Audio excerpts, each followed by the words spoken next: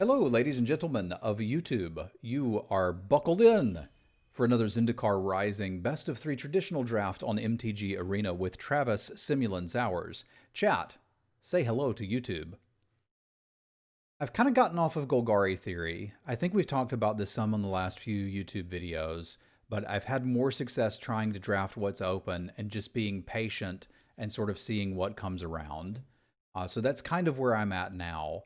It's still kind of works its way out to Golgari being open some amount of the time.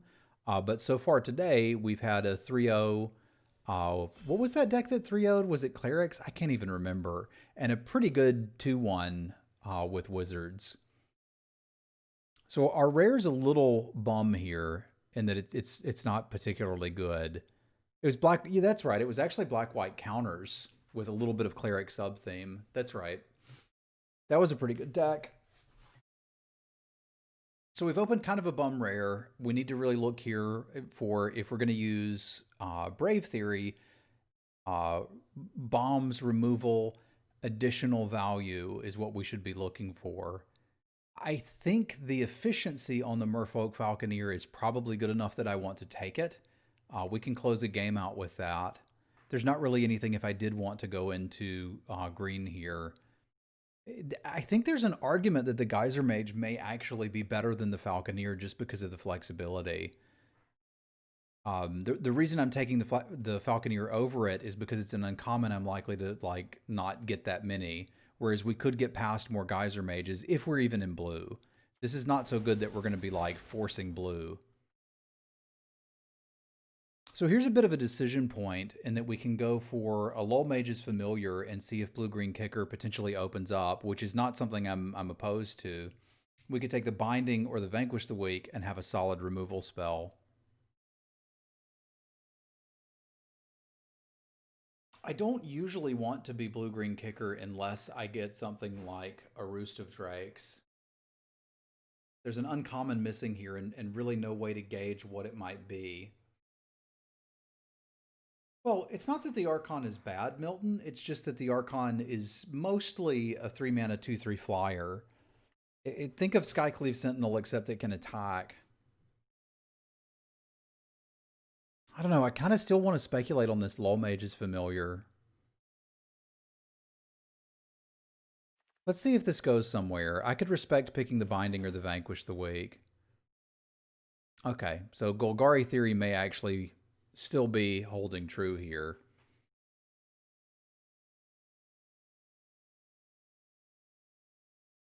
I think I want the Thwart the Grave and be open to the Skellington Wheeling. Because we can still do blue-black value and or rogues and or stuff, but Thwart the Grave is an incredibly powerful card, and 2 people have already looked at it and decided that they didn't want it. So as much as I love the Skellington, this is where I'd be I think last week I would have been just taking the Skellington.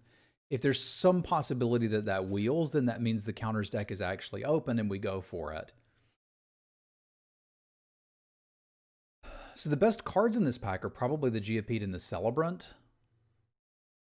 I think I'm going to let those go and put us in Sultai colors. Because if green-black is actually open, I'm going to want this Florahedron. If there's a possibility we still go into blue-based kicker, we probably want this. It could be Sultai Theory, but that requires a lot of fixing, which means your deck is really going to be heavily based green, which Florahedron would put us in there. I still think we're likely to be in Golgari. So Veteran Adventurer would lead us into black-green party-style decks. The Gnarlrid would move us more into the counters deck. Given that we haven't seen good black, and I'm not sure what people took, it's possible that somebody valued a Blood Beckoning and then a Deadly Alliance higher than the Thwart the Grave, and it's not actually a black signal, just an anomaly, which is fine. But I think that leads me to wanting the Gnarlrid here, whereas normally I'd value the Adventurer highly. This will work in black-green, and it's also pretty good in blue-green kicker. But we're not really seeing necessarily cards for either, other than that just green is open. So we'll take the green cards and then sort of see which direction it takes us. This is another kind of decision point, and that we've got the opportunity to take the Kalini ambush and still stay green, or the Geyser Mage and sort of lock ourselves into blue-green. I think I'm going to take the Geyser Mage. And my reasoning is the best black card we have is the Thwart the Grave. I have splashed Thwart the Grave before, which sounds a little crazy until you think about cards like Reclaim the Waste being able to get the 2 swamps in your deck. And if I'm playing a kicker deck, I'd probably play Reclaim the Waste anyway, which means putting a Thwart the Grave in is giving us incredible opportunities here. I've splashed into Nahiri's Binding too. It is a bit monstrous. These packs leave a good bit to be desired, and we need to look at our curve to really make a good decision. I think we're probably just on the Baloth, but not particularly excited by it. Just more, hey, here's a green card we can play. If black had been more open, we could have a conversation about the Wind Rider, but it isn't, so we can't. And here I think we're kind of seeing the truth of the situation. We've got a Bubble Snare versus a Royal Mage versus a Scythe Cat, and all of the cards that are in consideration are in the colors we're looking to play. If we're just going in for Classic Kicker, the Bubble Snare is probably better.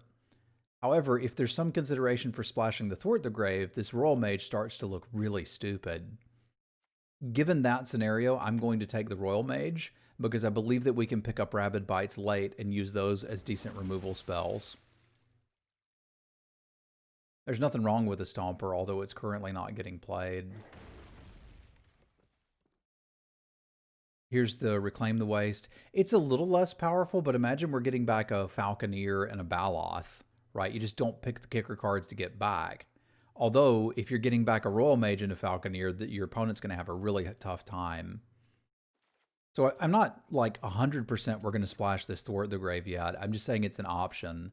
And since we already have the option to splash, we can take a powerful sideboard card like Disenchant and potentially bring that in.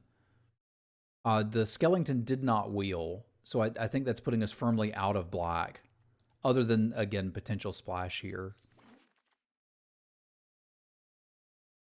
I don't think it's likely that we would play either of these, so I'm going to send the white signal.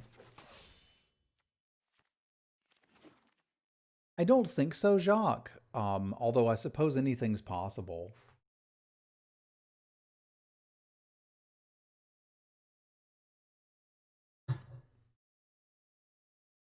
This pack is offering us a Sure-Footed Infiltrator, which I've been reasonably unimpressed with when I try to play it in green-based decks.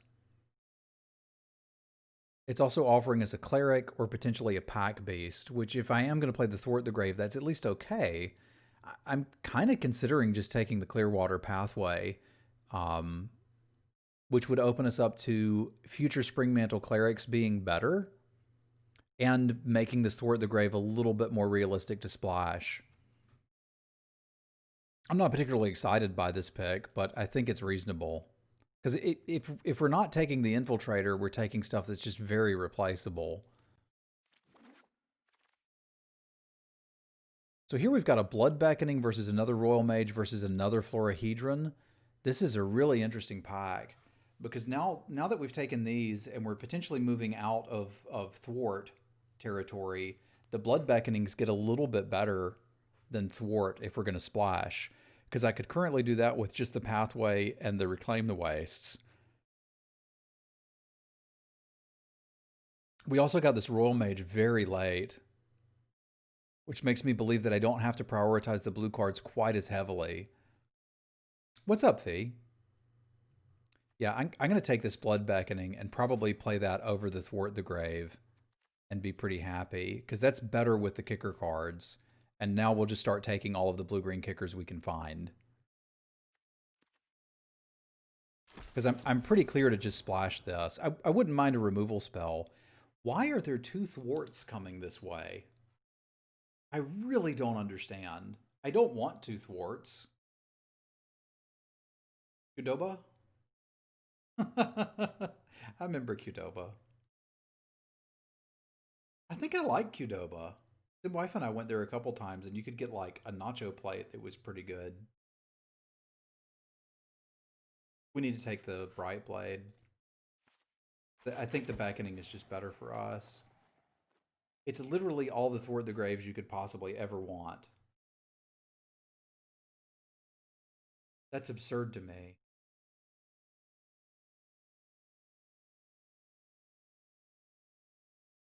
Do we want a crab?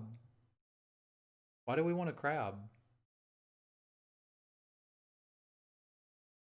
I was thinking about splashing a Vanquish the week. We don't have any removal at all.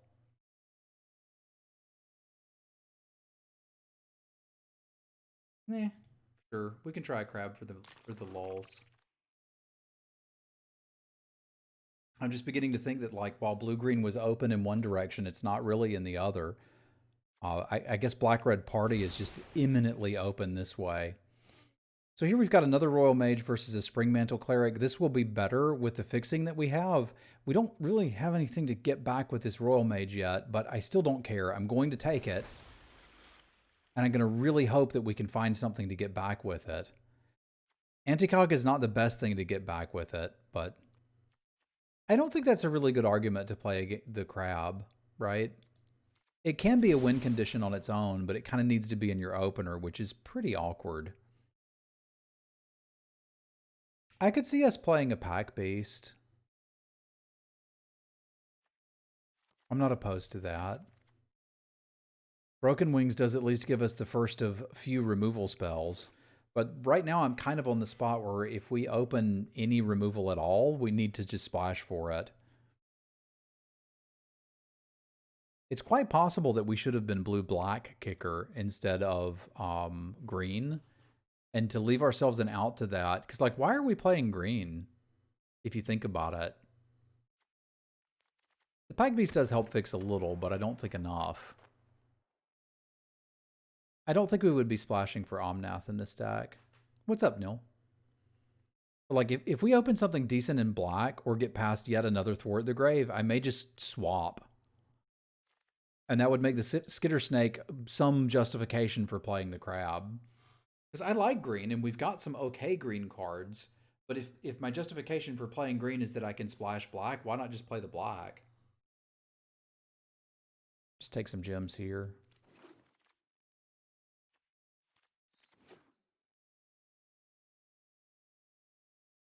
That's a splashable removal spell. Not thrilled about it, but it's what we got. Yeah, so we surprisingly we were blue-black kicker the whole time. I don't know if you guys knew that, but that's literally what we've been doing the whole draft. Obviously,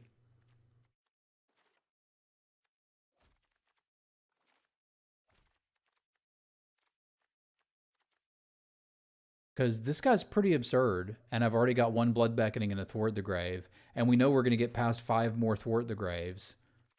So why not? What's up, Marky? Okay, there's the Rabid Bite we'd been expecting, but this is really good with Thwart. It's also really good with Blood Beckoning. It's basically really good with our deck. I think we'd be interested in a field research too, but we need to get the playable count there. Yeah, it's a shame that we identified blue-black as what was open, because this is a pretty late Gnarlred. You know? And we could have had that for our green deck, but I think it's too late. We probably have to stay in blue-black and just take this card. At this point, I probably am interested in a Wind Robber. It helps power up our Skitter Snake. It makes things available for Zerasan. It goes with the crab towards leading to an actual win condition for us. We may need to play some filler cards like Deliberate here, but I don't think that's the worst thing I've ever heard. I also think if we're getting this third pick, what we're trying to do is very open, so we should be able to get their own playables.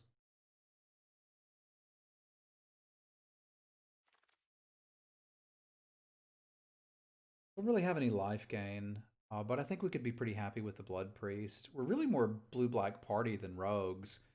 I wish I could go back in time and take that Vanquish the Wake.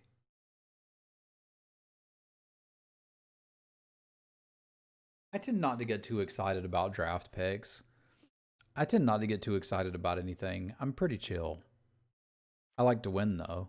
That's exciting. Yeah, but wouldn't the deck be better with a Vanquish the Week instead of a Crab? I'm playing Acquisitions Expert pretty happily.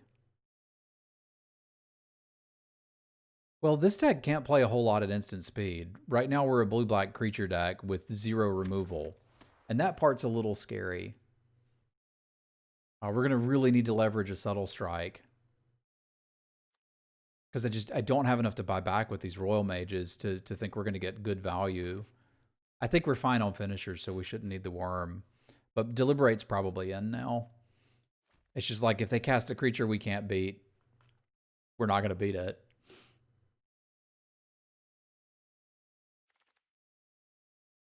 Oh, hallelujah. We get 1 removal spell. That's pretty handy. I'd have been happy with another Wind Robber, but... So we realistically need 3 more playables, and that's going to be a little difficult for us. I think I'm going to end up playing the Spare Supplies. This makes me a little sad, but c'est la vie. I wonder if the actual answer was to go into green-black anyway, and then just splash 2 Royal Mages and a Zareth San. Might have been. Do I already have one of these? Nope. Welcome to the team, Living Tempest. We got room for you. Ah, and a last pick Seafloor Stalker. We got a deck. It is not the best deck I've ever seen, but it'll get the job done.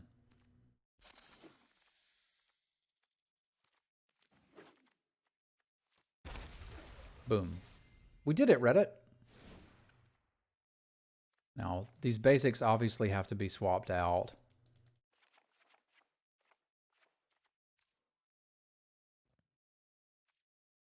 Because your win percentage goes up when you use mismatching basics. It's a way to trick the shuffler.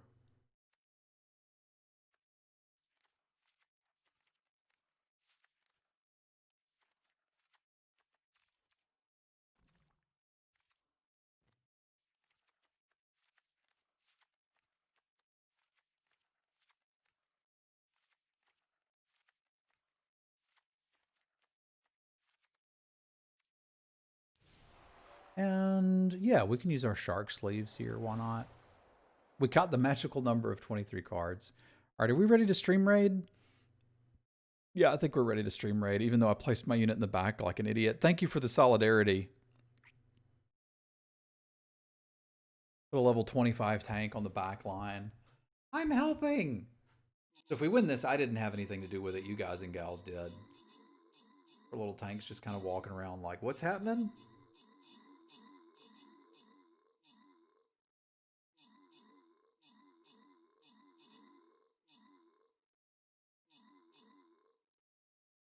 So thanks for the carry, boys and girls. I think we got this one.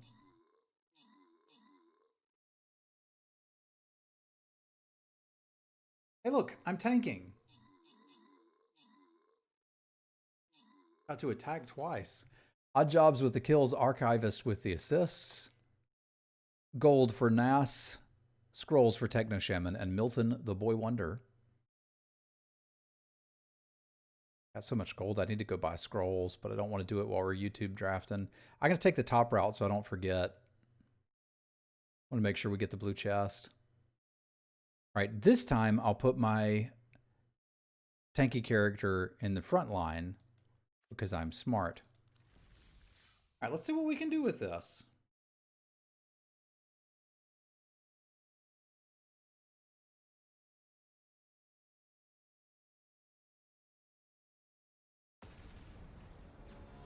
Smart. E-card read good.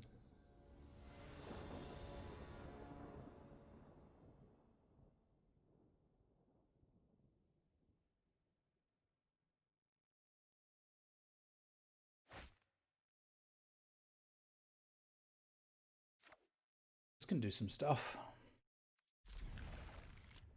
I think we're probably playing out the Null Priest considering we've got a Blood Beckoning in the deck, and I'd rather curve out this into the Seafloor Stalker because we could probably get something like 2 to 6 damage off of this before they're able to interact with it.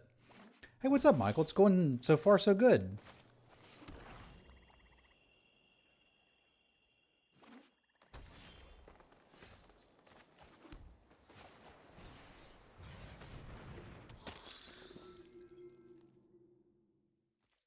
I don't think that's normally something you play on 2, but we've got so much kicker, I don't think we're going to have trouble finding 6 drops.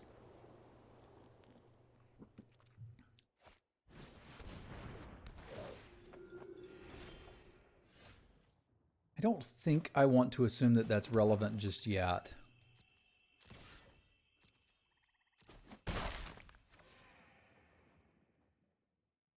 Well, yeah, I changed my mind. If they untap and play a healer, it kind of nullifies this priest anyway. And I have seen green-white cleric decks. I'm not entirely convinced that's what they're doing, but that's a line that could actually get quite nasty for me. And we've still got potentially spare supplies into a 2-drop or just play the Seafloor Stalker next turn.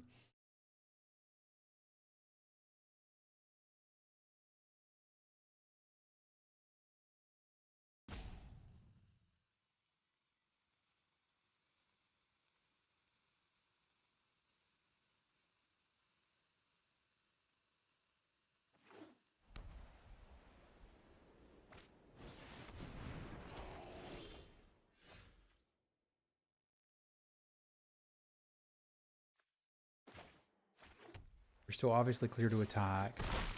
And I think I like the Stalker here. Because, like, you might think it's worth it to start drawing removal spells to deal with the Canopy Baloth, but remember the deck. We don't have any. I am feeling better, and the gem printer seems to be working. We've got a 3-0 and a 2-1 so far today. This is the first match with this deck, so we'll see how that turns out.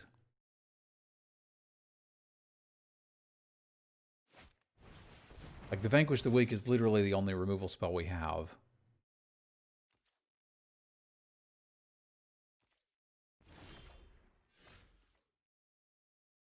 right, so if we attack here, we're trading this for a Lotus Cobra, which might actually be good for us, because I think we both want it in the graveyard, and we'd rather them not cast a 6-drop next turn.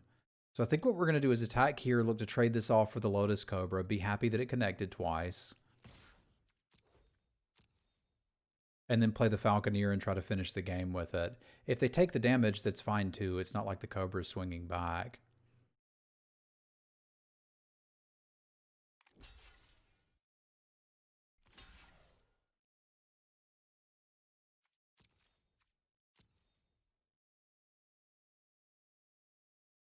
Blue-red deck ended up losing. Okay, we got a combat trick. This is also acceptable. Way better to use that there than when I'm trying to double block something.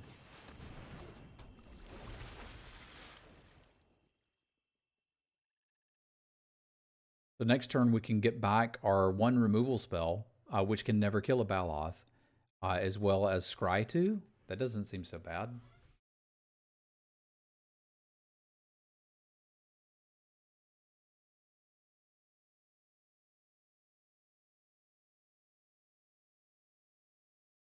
I do think we ended up with a good deck. It just doesn't have a lot of interaction. Ask a newbie magic-related question. Please do.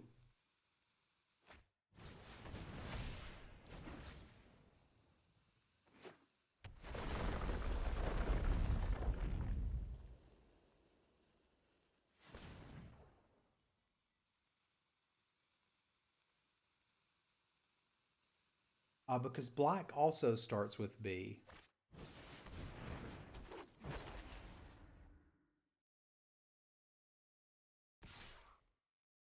So you can't use B or it starts to get confusing. Now, interestingly, it kind of makes some sense to take this trade. Because this is literally the only way I can kill this Baloth in this deck.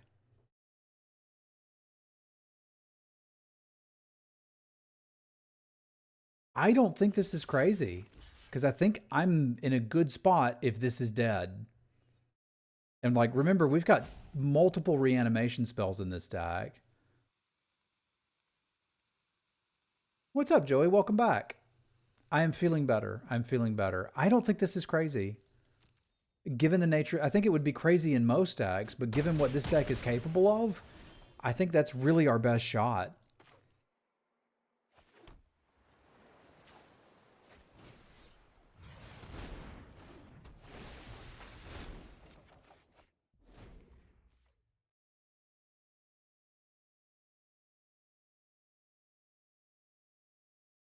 Oh, yeah, but what else would it be, Keep, if it's not going to be you?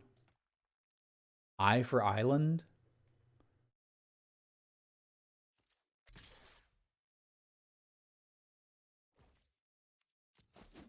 But I feel like this is a board state I can work with.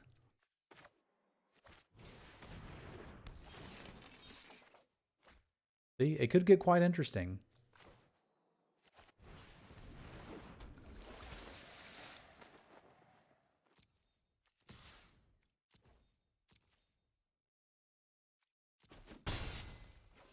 I don't think I'm vanquishing this unless they do something to activate it, but we'll see.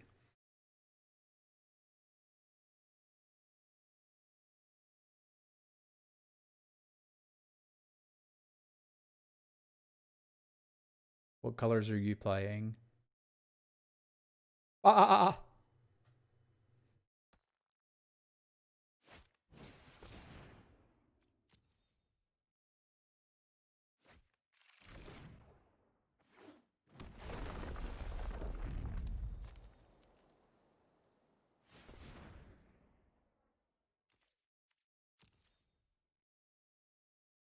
I just don't think I need to use my one removal spell on that currently.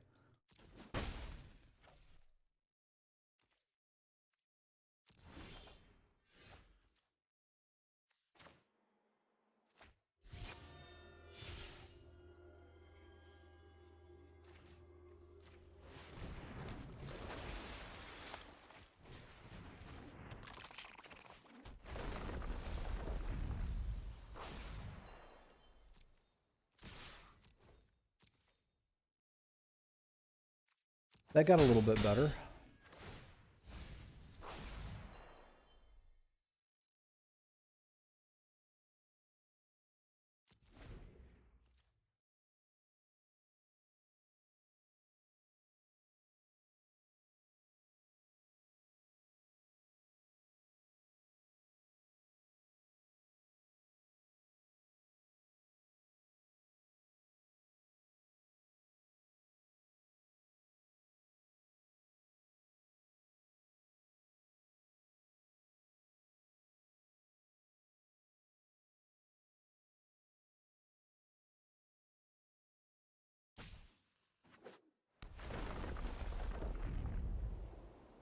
I do have a ton of mana.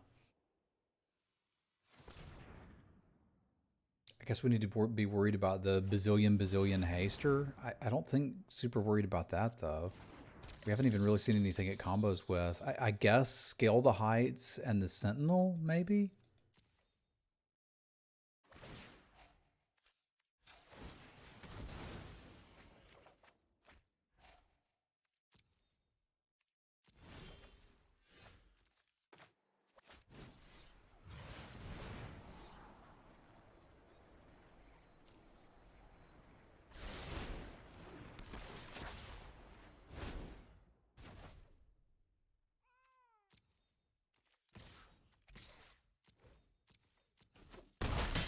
Grrr!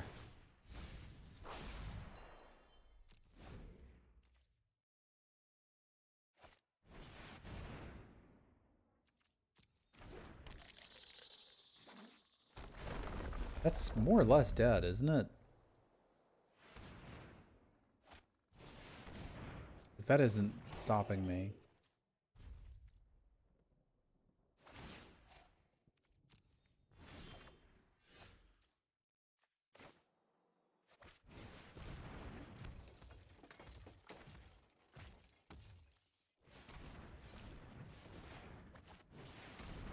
Thank you for your service, Crab. We'll always remember you.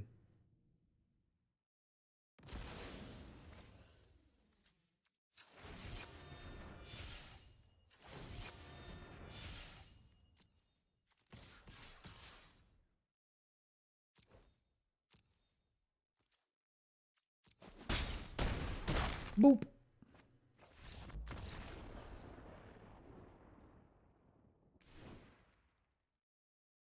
All right, so all we really know is that we're playing against white-green landfall-ish, and that Baloth is probably their most threatening card, and we have 0 ways to interact with it. So those are good things to know. I literally don't have a sideboard for the stack because we made that swap so late. I'm glad we made it when we did,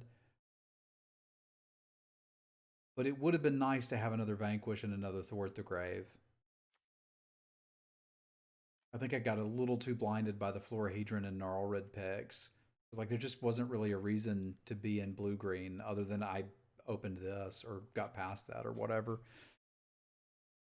I think I'd have to be pretty desperate to try splashing stuff here.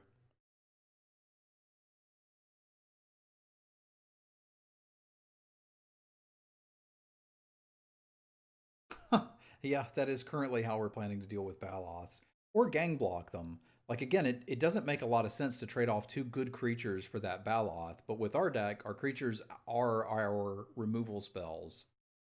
Sorry, I didn't want to sound like a pirate there. Our creatures are our removal spells. Yar. So, like, blocking, especially when they're tapped out, even if it's a 2-for-1 against something I can't handle, is probably worth it.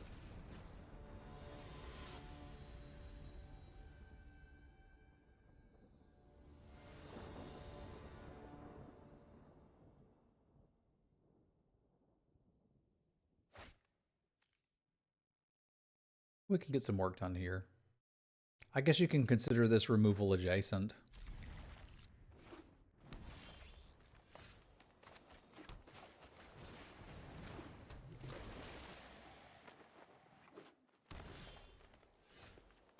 I think it's too important for us to hit the land drop that I'd rather skip the 2-1 here and take the card, because I want to make sure we get to 4 on time if possible.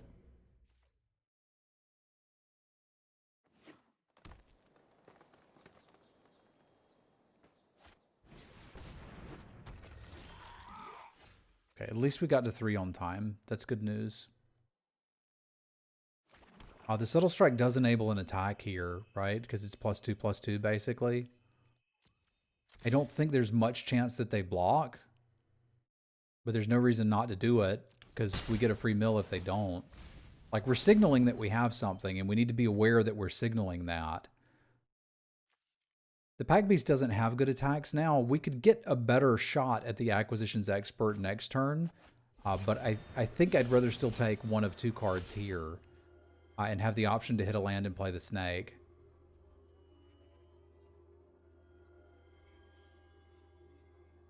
Like, this is just making them discard a card of their choice, but that's still fine.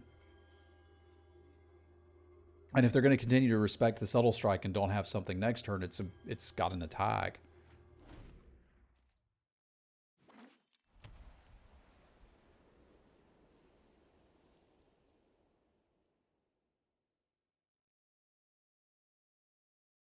If they leave their mana untapped, though, I really can't attack with the Wind Robber anymore.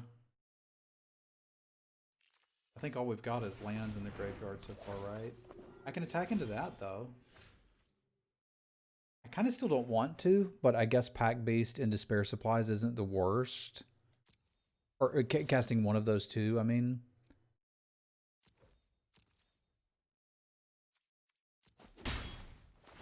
They still believe I have something, which is good. Even though I do. We could just be bluffing that. I'm not, but we could be.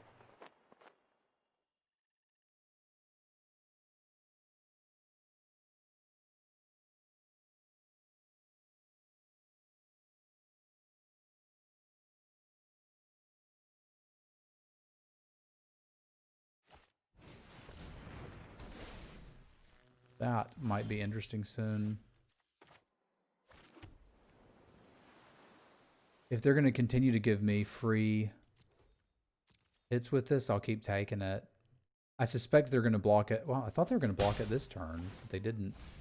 I'm suddenly very interested in hitting our land drop for next turn, but I don't think so interested that I don't want to play the Falconeer. Because I could still attack pretty freely with that and use the Subtle Strike there. Okay.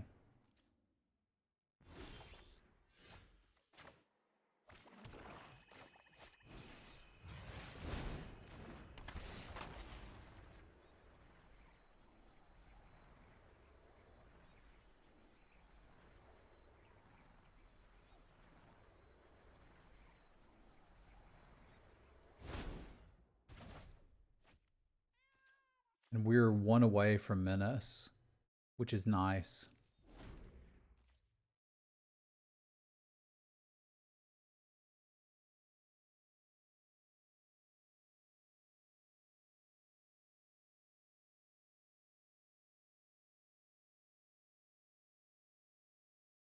We also have a wizard on a lizard.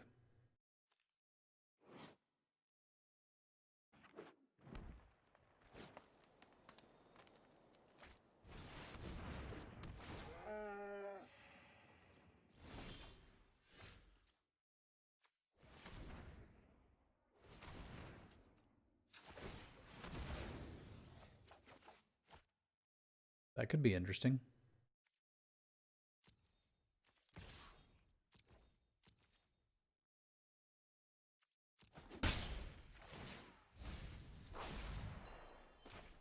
I don't think there's any reason for me to be holding lands in this deck, especially with a Royal Mage in hand.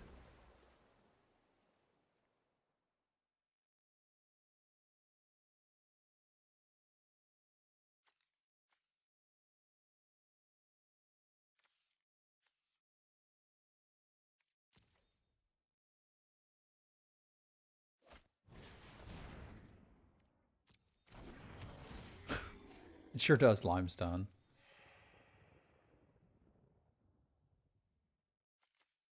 They don't actually have anything to get back with this here Royal Mage, which is a little awkward.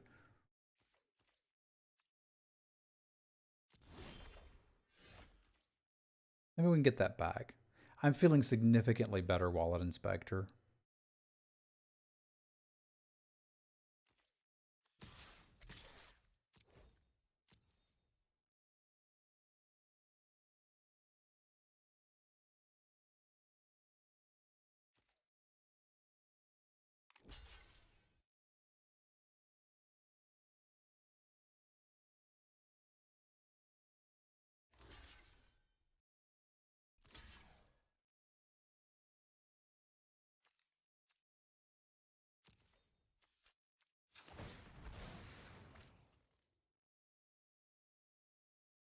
I don't need this anymore.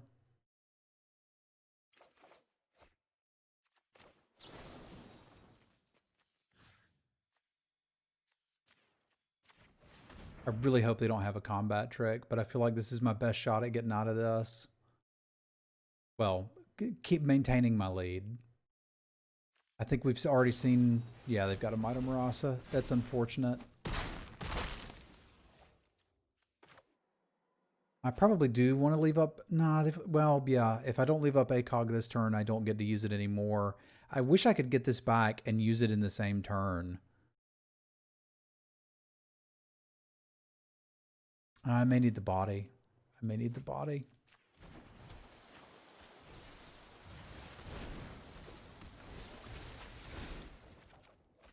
Our lack of interaction is hurting a little bit here.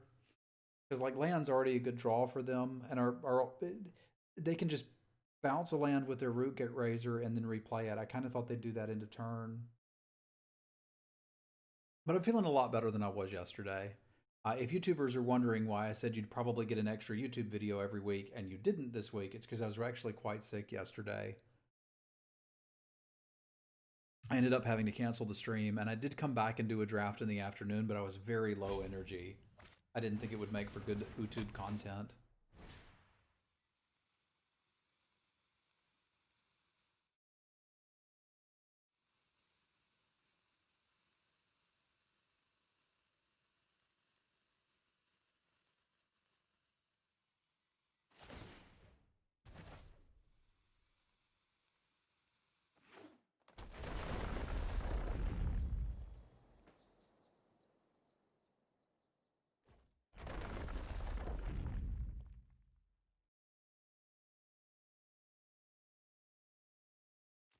I think we probably take the first 6 off of this.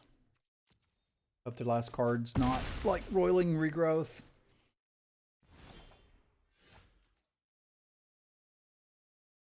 Do I have enough to do what I think I have enough to do? I do. That's pretty cool.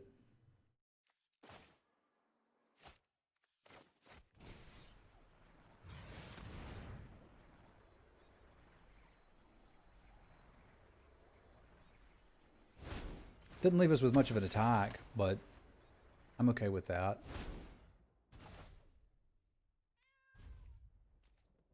Because I'm not using the Subtle Strike this turn.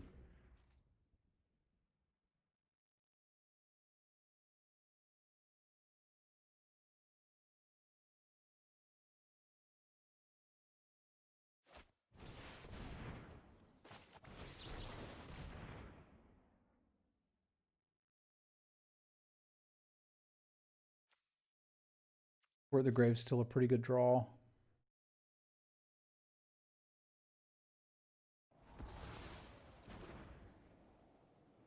I don't know that the crab is now.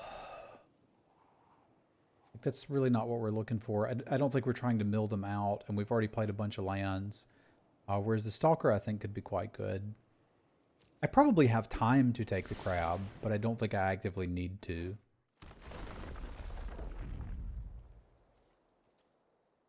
We can make attacks now with the 3/2s. The threat of Subtle Strike should probably get them through.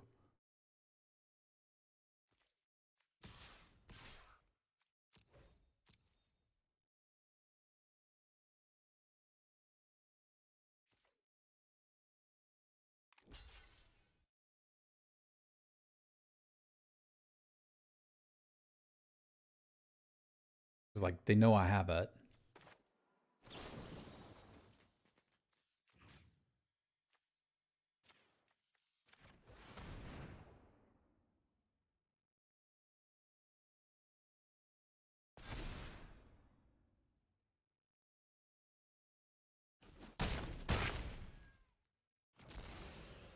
And then we can just try to close the game out with the Seafloor Stalker. That seems quite reasonable.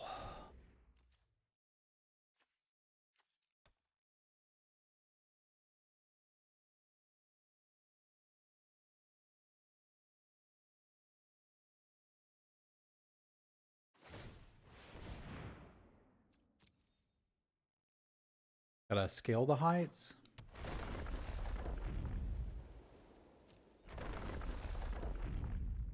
If they're gonna win, that's probably how.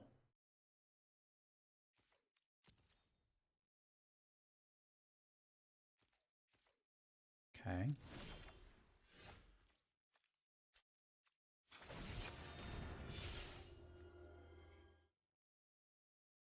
I don't think they're going to kill me in one swing.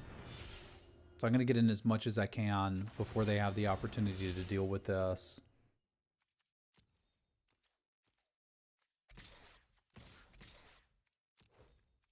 Like, they can put a land into play and eat this, which is kind of is what it is.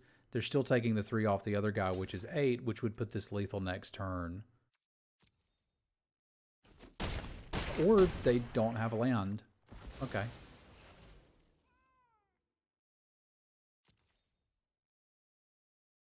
I had another pump on that too, didn't I?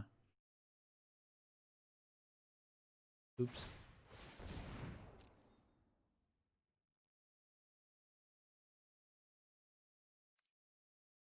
They may not know they can use the Root Grazer on my turn. Which, to be fair, you wouldn't often want to in a landfall deck, but here we are.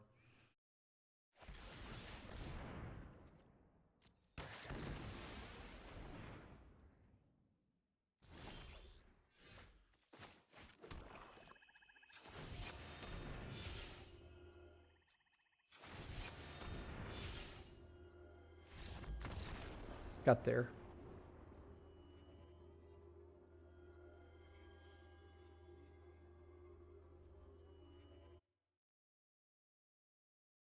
All right, let's do our Stream Raiders battle.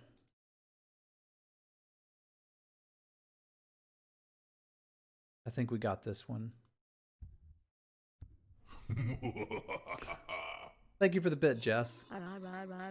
Creatures removal. Yes, creatures are removal. Much appreciated, my friend. Thank you.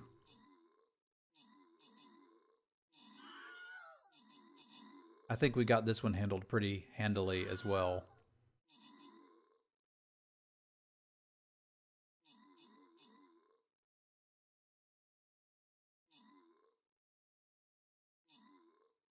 Good job. All right, David with the kills, Bolrak with the assists, scrolls for natural, Yargle, odd jobs, and gold for Milton. And we're getting closer to that blue chest. We can do it. I think we'll probably get to this boss today. All right, this time I'm going to put my tank in a place where it makes sense to put a tank instead of on the back line.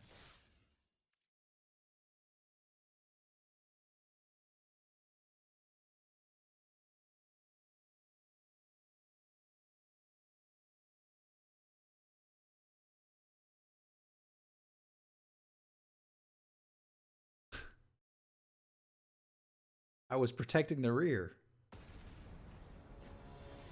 fortifying our lines of retreat.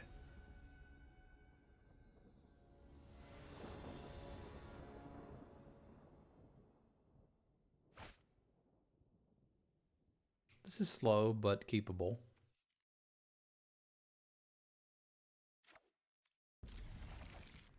We've at least got something to do on 2. I like that part.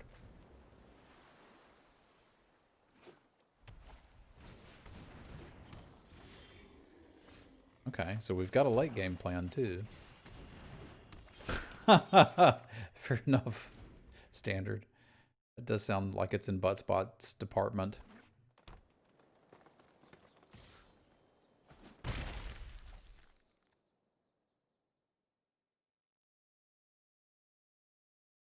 I hope they don't play a Scythe Cat here. That would put me in an awkward position.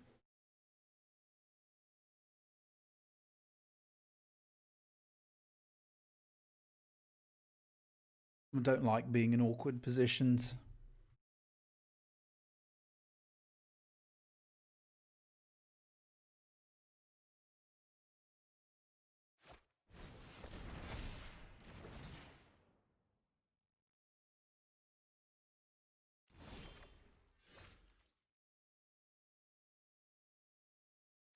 We're not taking it out with any removal spells. We know that, so bouncing it may be our option. There's a possibility we could try to block and Subtle Strike next turn.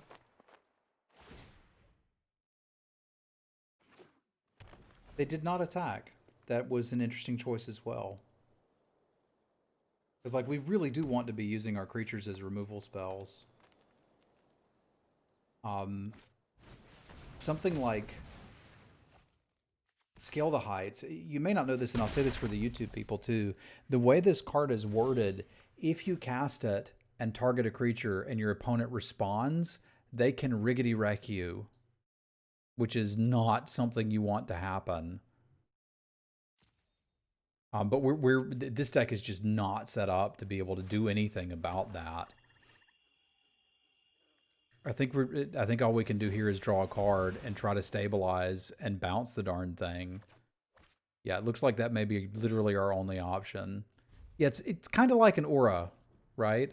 Now you can choose not to target a creature and you'll at least get to cycle it, but like you're losing a lot of value off of the card if you do that. The way they played made a lot of sense, especially against blue-black. They're probably assuming I've got cards like Into the Royal, which I don't.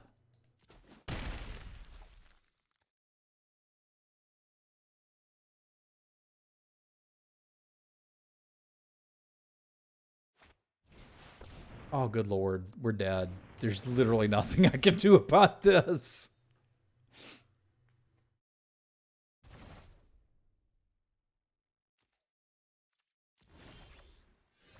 Yeah, I can play a Wind Robber. I can play a Wind Robber, put a counter on it, and take, what's that? 8 next turn, then bounce this, try to gang block that. Cross my fingers. I mean, that's kind of what I got. It's not a happy place.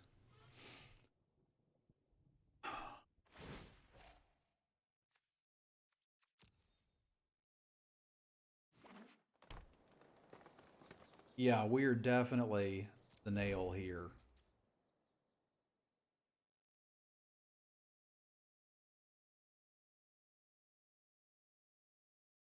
It's a good Zakk Wylde song, The Hammer and the Nail.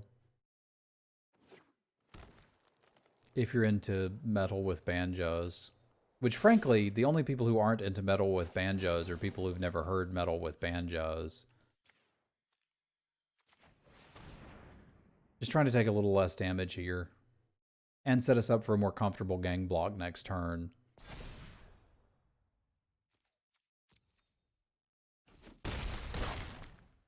I can sort of see scenarios where we could catch back up, but it's going to require them to have basically nothing in hand.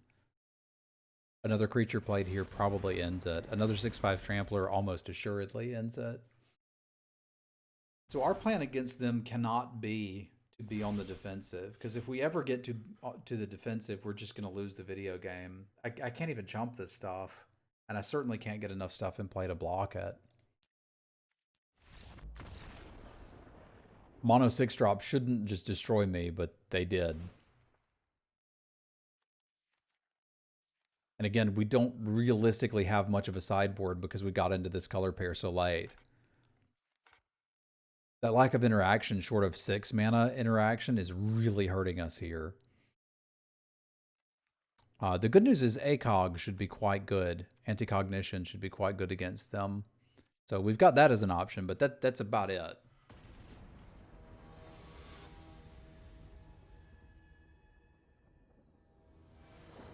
Ideally, on the play, we would get a fast hand. If we don't get one that's at least able to put some pressure down, I probably have to send it back. This has some of the best cards we could possibly have in this matchup, and one land. That is, well, I was going to say incredibly frustrating. That is the tension point in Magic, which I think is part of what makes Magic a good game. I would need to rip 2 lands in a row for this to be even remotely playable, so I think I still have to send it back. But turn 1 Ren Robber into turn 3 Disciple is probably our best shot against them. That said, I don't think it's realistic to think we're going to win the game on this. And if we whiff on like 1 land, I might consider. If this is on the draw, I probably keep it. On the play, I don't think I can. This feels like a much easier keep. It's not as good, but it's what I got. Because we can at least turn 3 the Geyser Mage and try to do something with it. And if we can find a black source, we can interact. And it looks like we might be able to find a black source. Not that it's deliver great.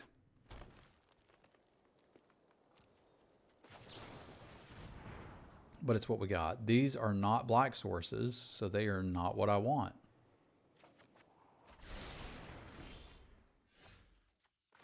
Okay.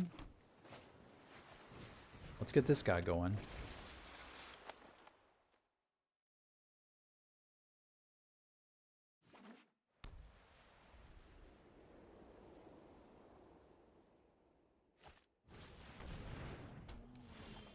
Black source? No. All right. If that's the case, I do want to try to trade this off for the Scythe Cat if I can.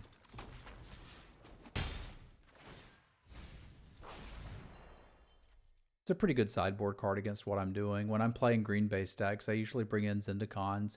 It's not unreasonable to main deck them either, especially if you think you're weak to flyers and or have a good amount of spell lands.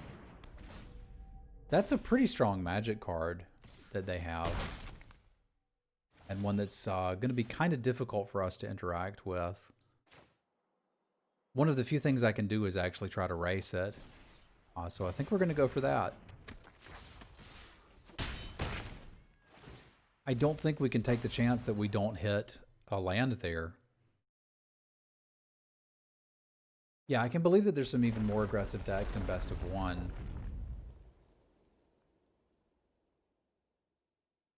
Our biggest issue now is we really can't get that off the board now. So I think the best case scenario for us is them actually using a Rabid Bite to kill one of our creatures and attacking. And that's pretty terrible.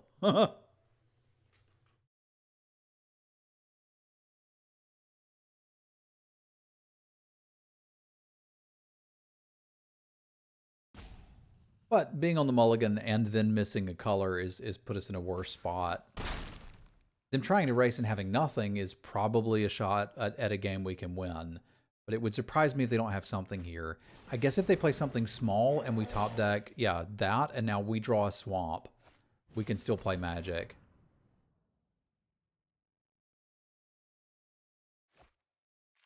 because connecting for 7 twice would win the game. So here we're going to need to play the spare supplies and hope that we hit a black source. That is not a black source. I don't have the option to hold back a blocker here. So we're going to take 9. Yeah, them taking this and then playing another blocker is really the only path we have to victory. If they block here, I don't actually think I can win.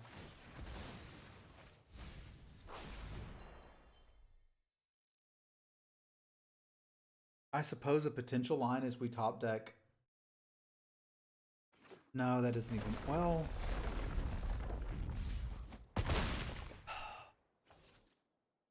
Yeah, I don't think anything with any line with Zareth works because we can't even cast it.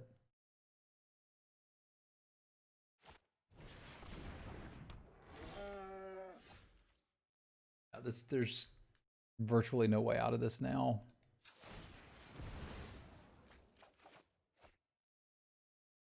Where were you before? Yeah, we're super dead here.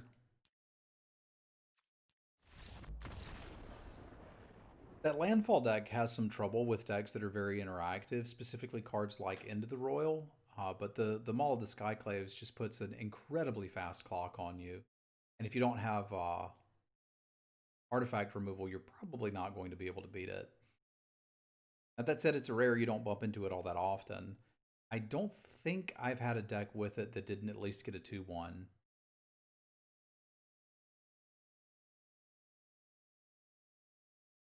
But if we can scrape a 2-1 out of this, there's no reason not to be happy. We've had a pretty good record today, and I do think this deck is really missing the interaction.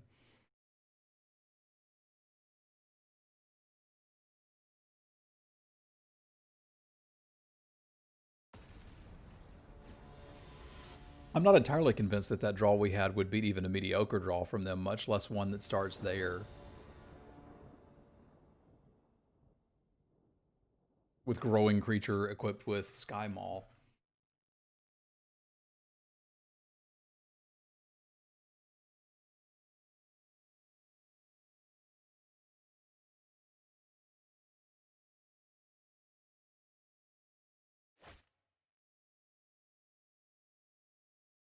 This is keepable, especially on the draw. Because we can at least run this out. I still think Maul is probably the better one out of that batch, but yeah, there's some good rares in all the colors, to be fair.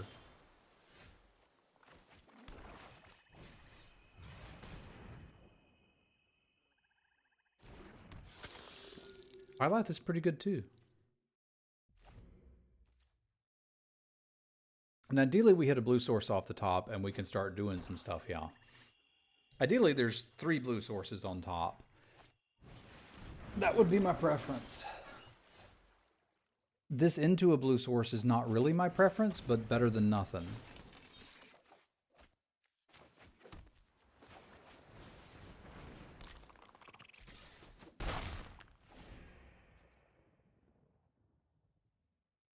Now give me another blue.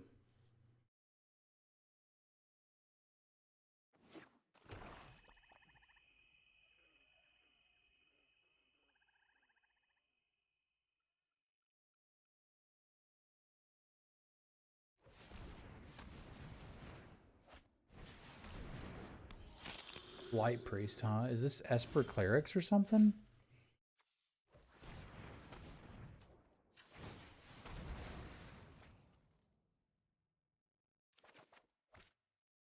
Man, I can't hit these for nothing. I think we'd happily make this trade. So we'll send it.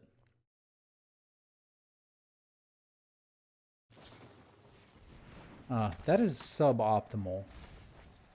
Oh, that hurts. Should have attacked first and then activated.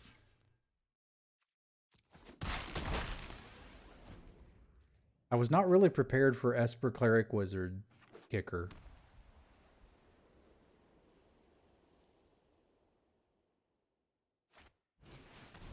Ooh, neat. Thanks for the land. No, no thanks for the land. And land. Not a land. Oh, that's okay. We just need something that can block, and we've got something that can block. This Tempest can go hang out in the graveyard until I need it later.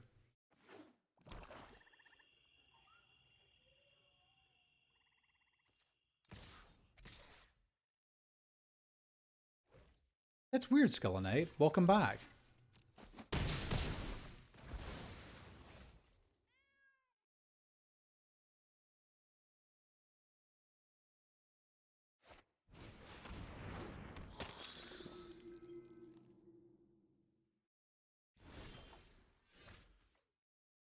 What is this that stands before me? I do not understand.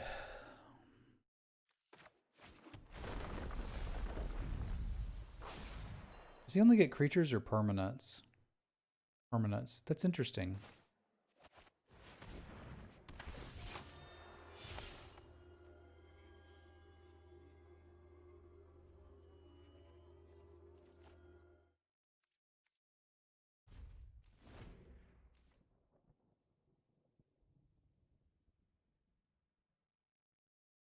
You show him, buddy.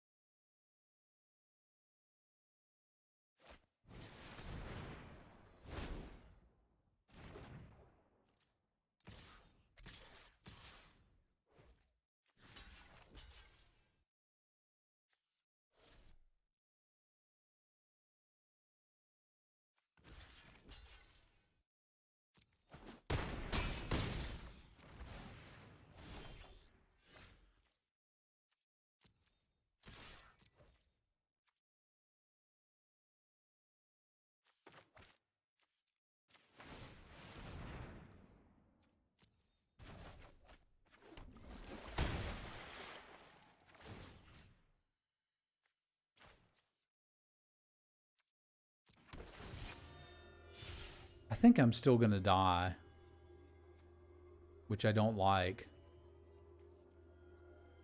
Because they're just going to kick it and bounce this and beat me to death. We just missed land drops for too long.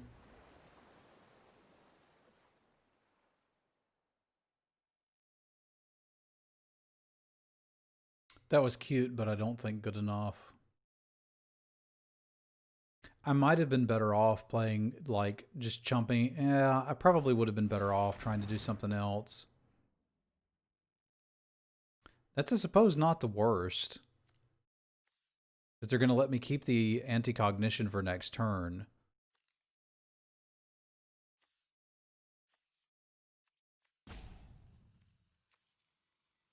Is Thwart the Grave my way out of this, getting back Tempest? I think it might be.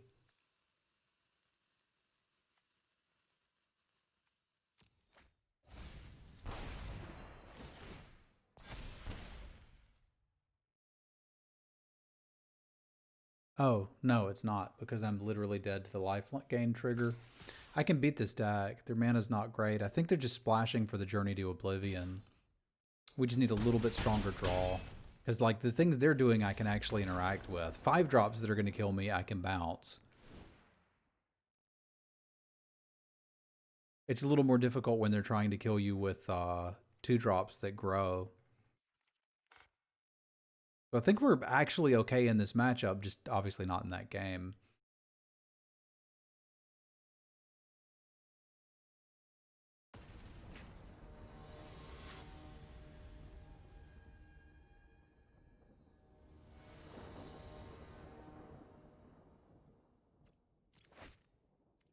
It's got some lands. I can run out 1 Royal Mage early and then see where we go. Still want to play the island first just in case we top deck a Krabby.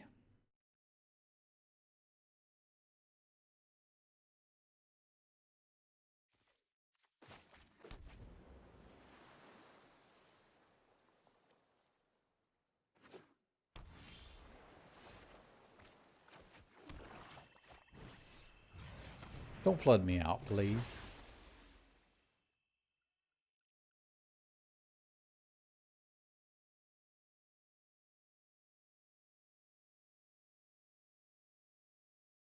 Give me a nice 3-drop into 4-drop curve situation.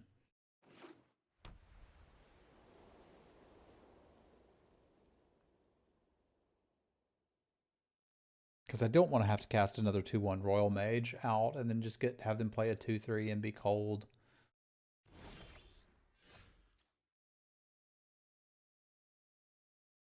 That's something. I still think... Am I too proud to play out a Royal Mage? I think I am, just because I know they have those cutthroats. Like, the first one may just die to a cutthroat. The second one's not going to be a whole lot better. If they miss a land drop here and I draw another land, I'll consider just playing it out.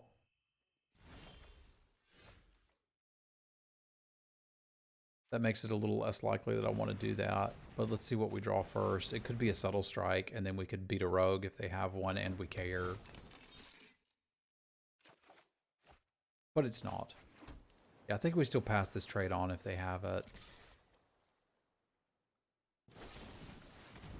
Sweet. That could have gotten our Tempest.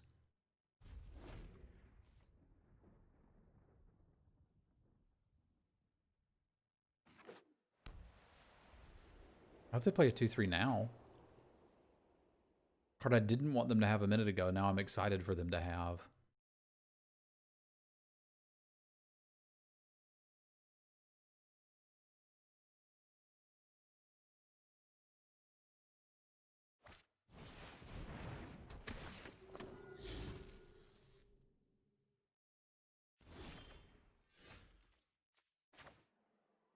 I'm going to decide here if we want to play the Tempest or just play the Skitter Snake.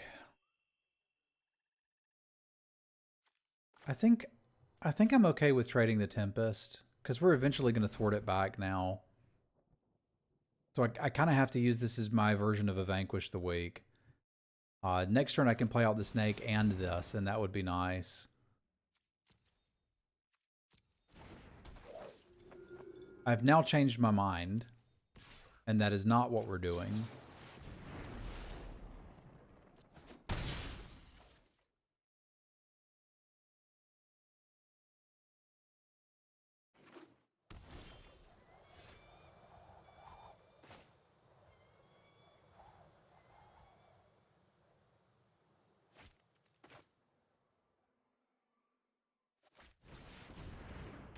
I think now what we're doing is hoping that they don't have a removal spell and being very, very sad if they do. Because that's another card we're going to have a difficult time beating if we're forced to like deal with interaction on their part. I basically can't kill the 3/2 while that's alive. We had a sweet deck in the Streamer Showdown that had Aura and 2 of the Demon's Disciples, so that if you killed Aura, it meant you were also sacrificing a creature.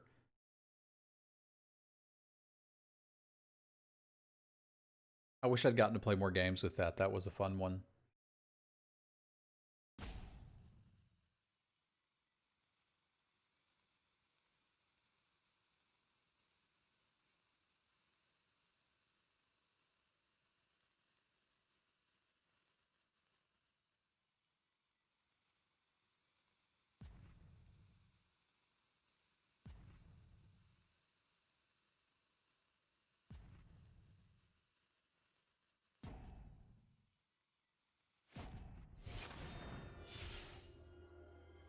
Okay.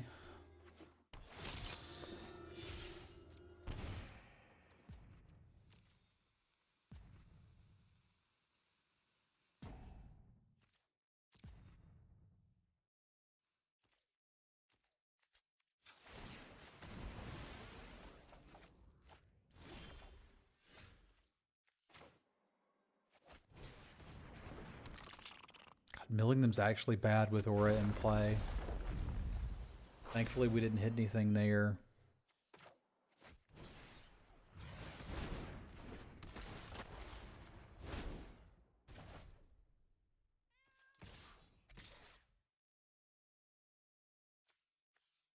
I'm not super close to giving that Menace. I'm wondering what the chances they double block are, and I think the answer's pretty high. We've got to find our Vanquish the Weak before we can really do anything with that. Like, I kind of do want to trade off my creatures, but not for this. Not when I know they have an aura coming down. Super threatening.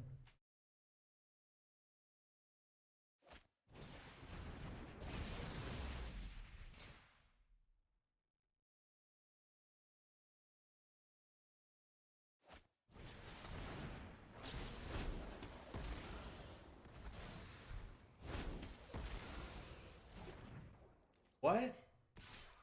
I don't like that. I don't like that at all. Real bad.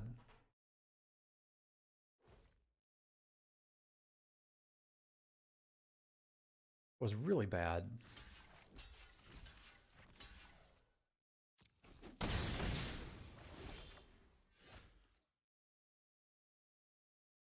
Right, I don't think I want to play lands until the aura is dead. Because otherwise I'm just feeding them value. I've now got aura dying into a 3/2 cleric, which is terrifying.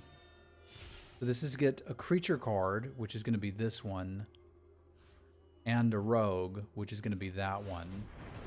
I guess the upside is if I play one more land, this is a 4/4 menace. Yeah, that's probably too good for me to avoid.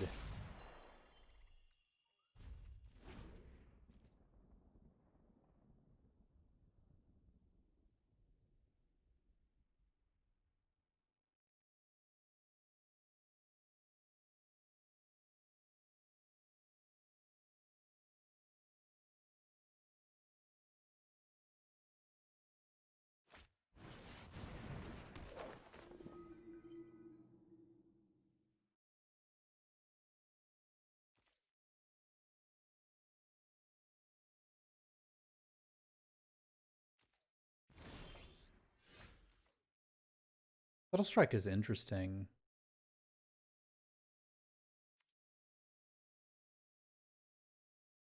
Because it means I could, in theory, attack with both. Because I can get back the Thwart the Grave this turn. And still have Subtle Strike up.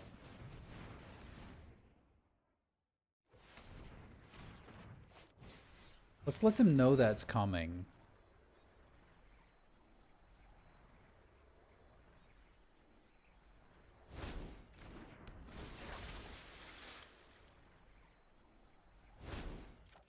And then attack with the snake.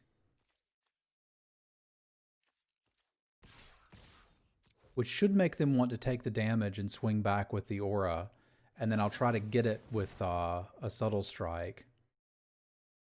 Well, that's a little suboptimal. But let's see how they block. They could still block it with aura and try to get me. And as long as that dies, I think we can still potentially win the game. Yeah, okay, that's probably the best case scenario for us.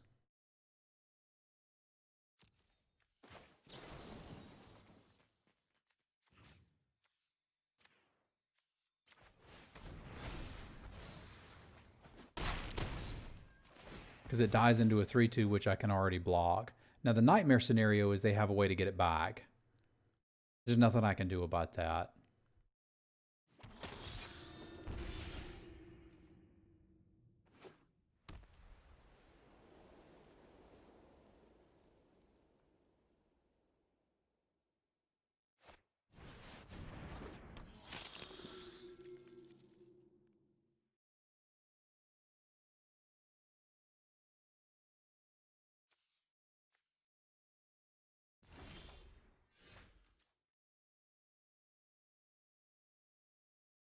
Possibility they look to gang block here.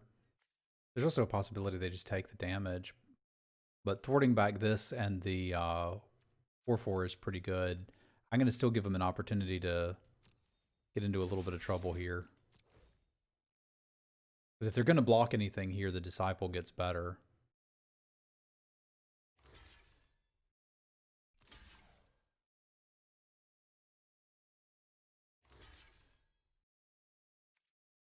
Okay.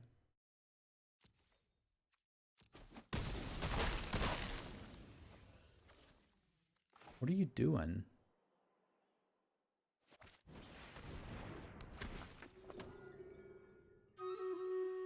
I was planning to reanimate the disciple too, but I guess now I'm not.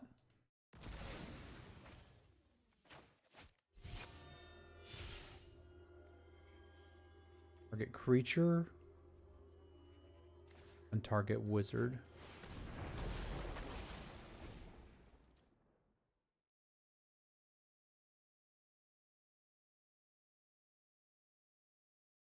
I guess that was just a weird double jump.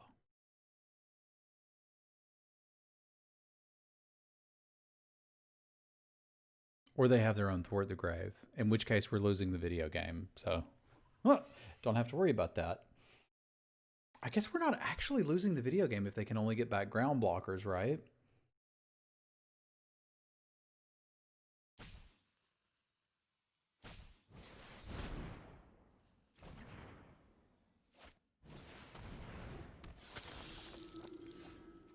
I got a blood beckoning?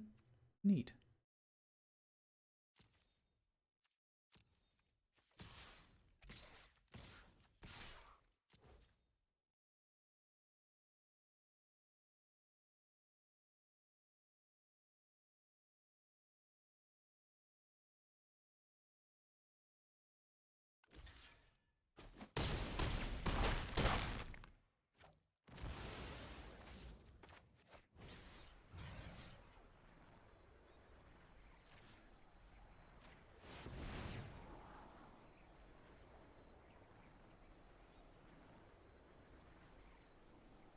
Kind of down with both of those, frankly.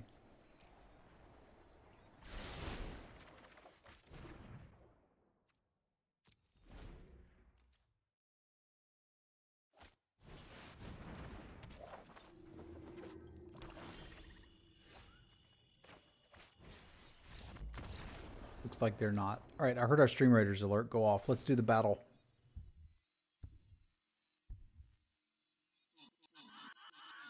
I'm sorry, Limestone.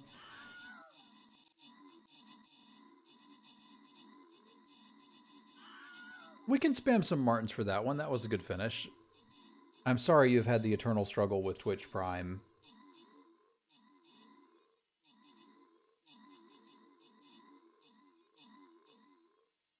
Easy peasy. David with the kills, Urberk with the assists. Scrolls for Wizard Sparrow, Ends, Michael, and Urberk. What's up, Ben Geek? You got 3 crabs? That's insane. I only got 1. All right, again, I will try to place my tank somewhere. Well, this may actually be time to get Twerky. Let's get Twerky. I would sideboard, but we don't have any sideboard cards, so we're kind of good to go.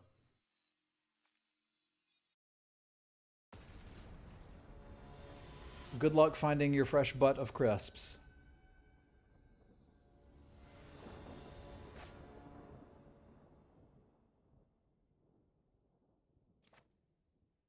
All right. We got a crab theory of our own going on over here.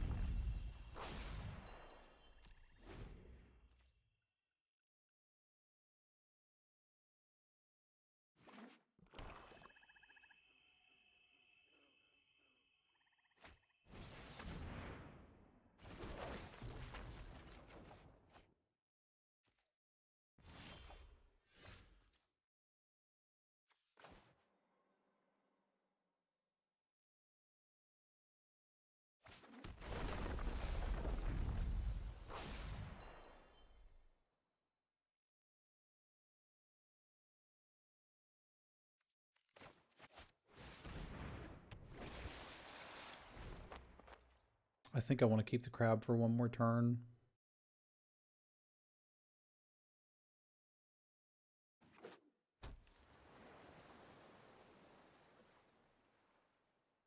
Because this is probably getting vanquished.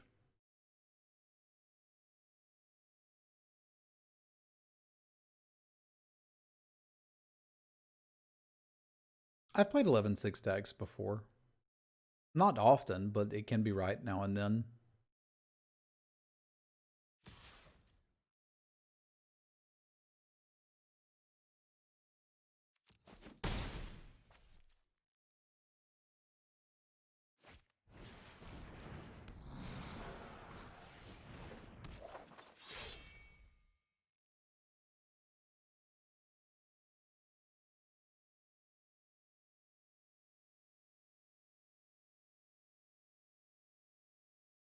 That shade is going to be a little bit of a problem. Aura is also going to be a little bit of a problem.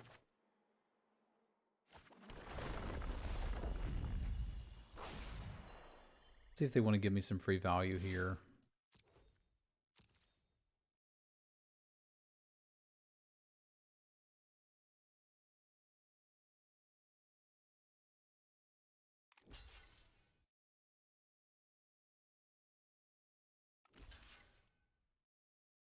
This is probably good enough for me, right? Like I get +2/+2 so I can take them both out. That math works, right? 2+2 is still 4.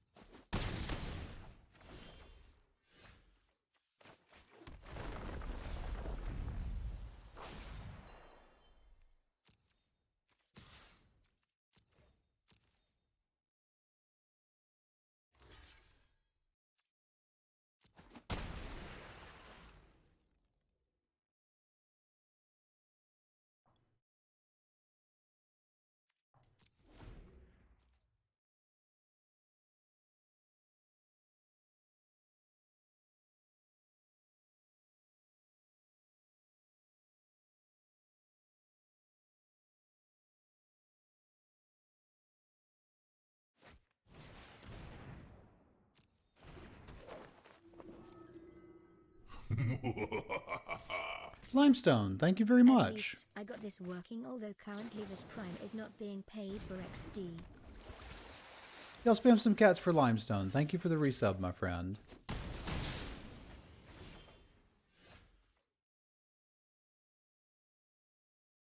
Has the crab done its service?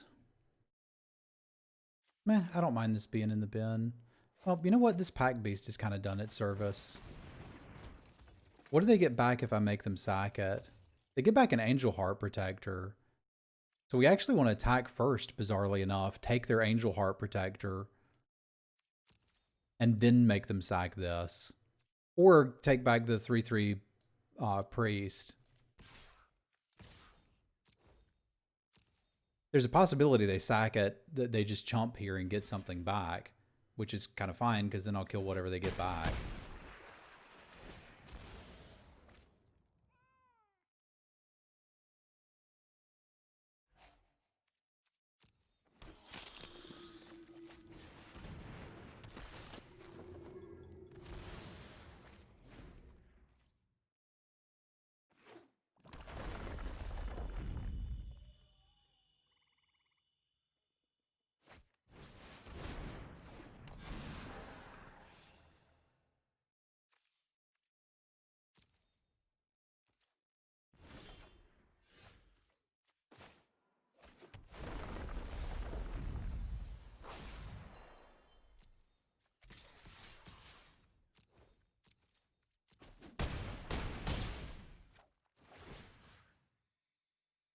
Would have been cuter do this a different way and have this in the graveyard, but I think I'm okay with what's happening now.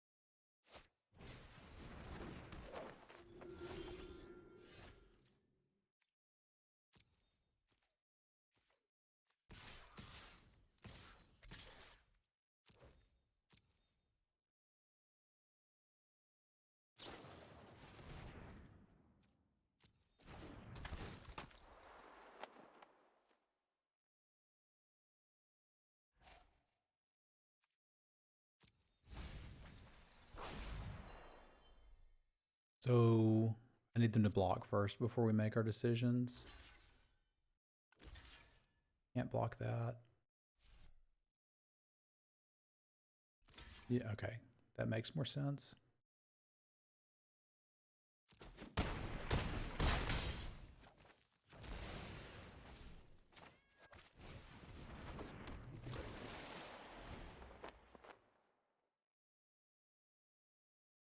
This is crab abuse. The crab did its job, and we're grateful to the crab. Praise crab. Now we can make delicious crab raccoons.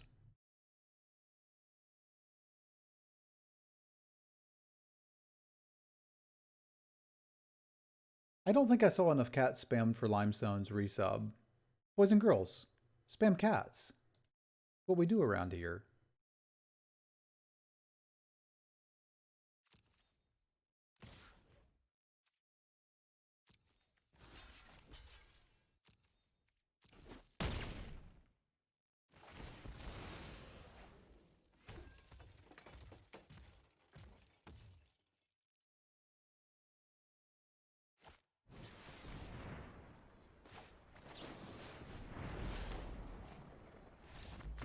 Aw, you can spam alternative cats. There's plenty of good cats out there. All right, we managed to scrape out a 2-1 with this, which I don't think is too bad. I can be pretty happy with that. Ladies and gentlemen of YouTube, thank you for tuning in and watching another Zendikar Rising draft. We will be back with more for you in the future. And if you'd like to watch the drafting live, play Stream Raiders, spam cats, have all sorts of fun, you can do that at www.twitch.tv/Semulin. Chat, say goodbye to YouTube.